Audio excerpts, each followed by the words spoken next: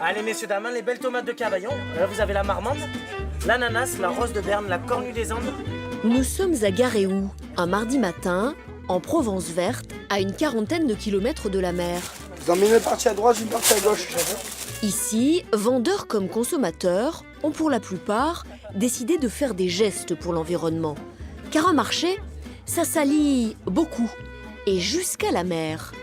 Dans son camping-car, Claire, elle a effectué un grand virage pour éviter les emballages. Elle vend du vrac et ça fait plaisir à ses clientes. Moi, je suis dans ma phase lutte contre le plastique.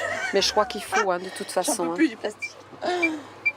Et ça fait partie de la démarche, c'est parce arrêter acheter un paquet de pâtes, quand on achète un paquet de pâtes emballé 250 grammes, on paye un pourcentage. On ne paye pas les pâtes. On ne paye pas que les pâtes. On paye l'emballage, la publicité, tout ce qui est... et ça coûte cher. Voici Céline Bonnet. Elle travaille à l'association Écosciences, porteuse du projet Marché propre. Et les chiffres, pour comprendre la production de déchets, elle en a quelques-uns. Nous, sur ce marché-là, donc c'est à peu près 80 à 140 forains, on arrivait à plus de 400 kilos de déchets par marché. Donc ça fait 30 tonnes par an finalement.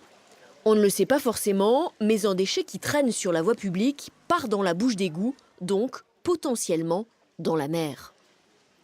Dans la plupart des municipalités, il n'y a pas de retraitement de ces eaux-là. Elles finissent dans les cours d'eau et nous, dans une région comme la nôtre, dans la mer Méditerranée un peu plus tard. Pour éviter cela, les forains ont des sacs poubelles spécifiques et ils doivent méticuleusement trier leurs déchets. Là, vous avez la séparation des déchets, donc déchets organiques, déchets plastiques, déchets carton. Le but étant justement de ne pas mélanger pour qu'après, une fois que tous les éboueurs ont récupéré tous les déchets, tout soit séparé et trié en fonction. Donc là, c'est OK, tu vois.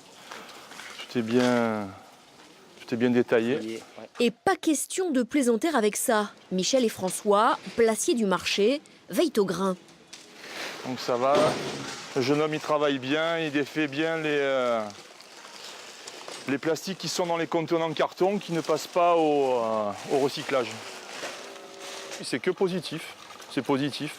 Bon, c'est vrai qu'on est toujours un peu derrière les commerçants pour que tout se passe bien. Hein.